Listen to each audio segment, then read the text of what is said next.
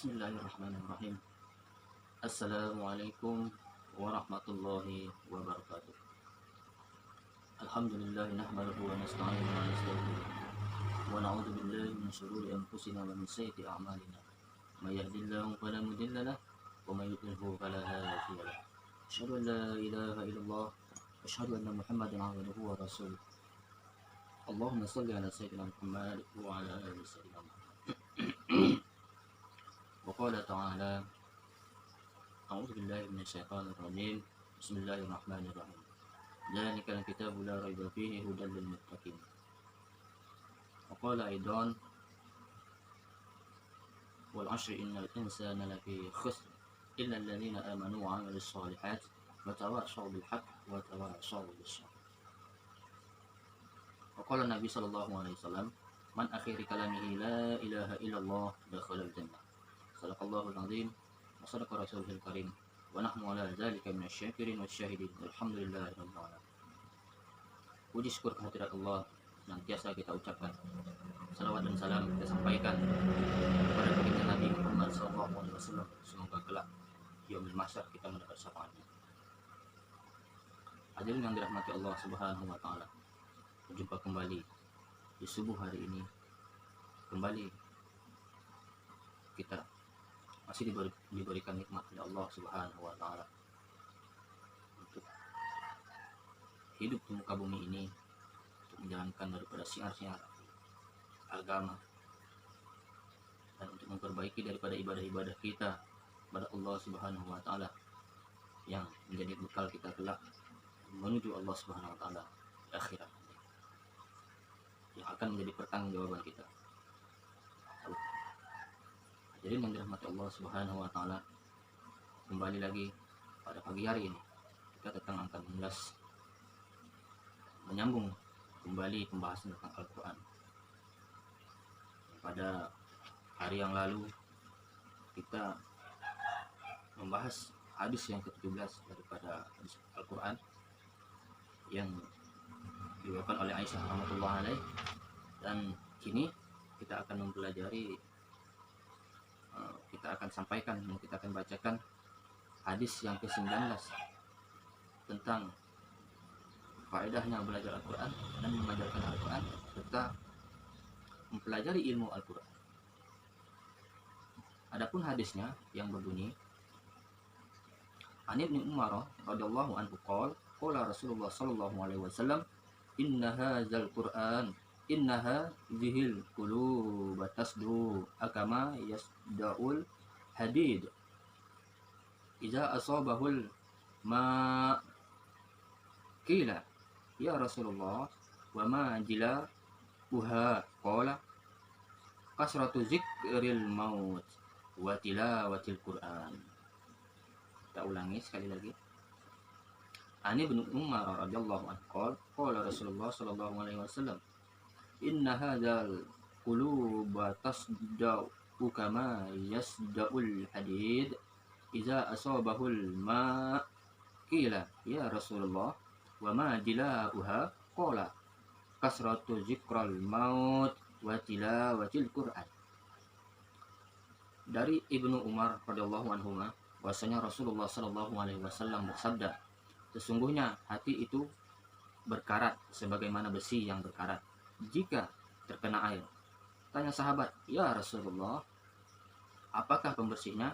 Sabda beliau, banyak mengingat maut dan membaca Al-Quran.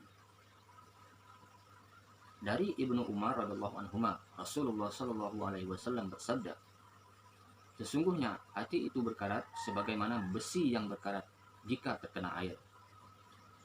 Tanya sahabat kepada beliau, ya Rasulullah, apakah pembersihnya? Beliau menjawab dengan sabdanya, banyak mengingat maut dan membaca Al-Quran. Hadis diriwayatkan oleh Baihaqi.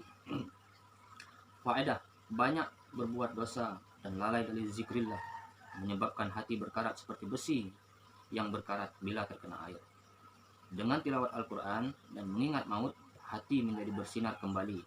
Hati diibaratkan cermin, semakin kotor semakin redup sinar dan makrifatnya yang dipantulkannya. Sebaliknya, Semakin bersih cermin itu, semakin terang memantulkan sinar ma'rifat. Oleh sebab itu, barang siapa terperosok dalam godaan nafsu, maksiat dan tipu daya syaitan, maka akan terjauh dari ma'rifatullah. Untuk membersihkan hati yang kotor, para ulama suluk tasawuf menganjurkan agar melakukan mujahadah dan riyad hak, zikrullah, dan sibukkan diri dengan membaca Al-Quran. Jika sungguh-sungguh bertaubat, maka titik hitam itu akan hilang. Sebaliknya, jika ia melakukan dosa-dosa lainnya, maka akan muncul titik hitam lainnya. Dan demikianlah seterusnya. Jika dosa telah dilakukannya begitu banyak, maka hati akan menjadi hitam sehingga hilanglah keinginannya terhadap kebaikan. Bahkan hati selalu condong ke arah kejahatan. Semoga Allah Subhanahu wa Ta'ala menjaga kita, menjaga diri kita, keluarga kita, dan sanak famili kita, tetangga-tetangga kita, dan umat seluruh alam ini dari tentang hal yang buruk. Dan semoga umat Islam di dunia ini dapat mempelajari Al-Quran. Al-Quran telah menyebutkan tentang hal ini dalam ayat. A'udzubillahi minasyaitonirrajim. Bismillahirrahmanirrahim. Kalla bal ala qulubihim ma kanu yaksibun. Al-Quran surah Al-Mutaffifin. Sekali-kali tidak, kata Allah. Sebenarnya apa yang selalu mereka usahakan itu menutup hati mereka. Sekali-kali tidak, ini kata Allah Subhanahu wa Ta'ala. Sebenarnya apa yang selalu mereka usahakan itu menutup hati mereka. Quran surah Al-Mutaffifin ayat 14. Rasulullah SAW bersabda, aku tinggalkan kepadamu dua nasihat. Yang satu berbicara dan yang lain diam. Yang berbicara adalah Al-Quran, dan yang diam adalah mengingat maut. Nasihat-nasihat beliau itu akan bernilai bagi mereka yang siap menerima dan menganggapnya penting. Sedangkan bagi mereka yang menilai bahwa agama itu tidak berharga dan hanya menghalangi kemajuan, tentu ia tidak akan mempedulikan nasihat tersebut, apalagi mengamalkannya. Hasan Basri rahmatullah alaih berkata, orang-orang dahulu memahami Al-Quran itu sebagai firman Allah Subhanahu wa Ta'ala. Sepanjang malam mereka bertafakur dan bertadabbur terhadap Al-Quran, dan sepanjang siang mereka sibuk mengamalkannya. Sedangkan kalian hanya memperhatikan huruf fathah dan dhammah tanpa menganggapnya sebagai firman Allah, sehingga tidak bertafakur dan bertadabbur terhadapnya.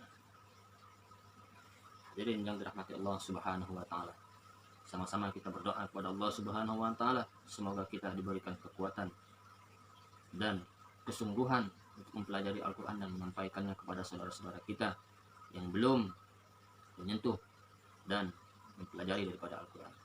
Semoga yang disampaikan ini bermanfaat, tentunya benar yang datangnya dari Allah Subhanahu wa Ta'ala. Salah merupakan dari kesilapan dan kebodohan saya sendiri. Demikian, wabillahi taufiq wal hidayah. Wassalamualaikum warahmatullahi wabarakatuh.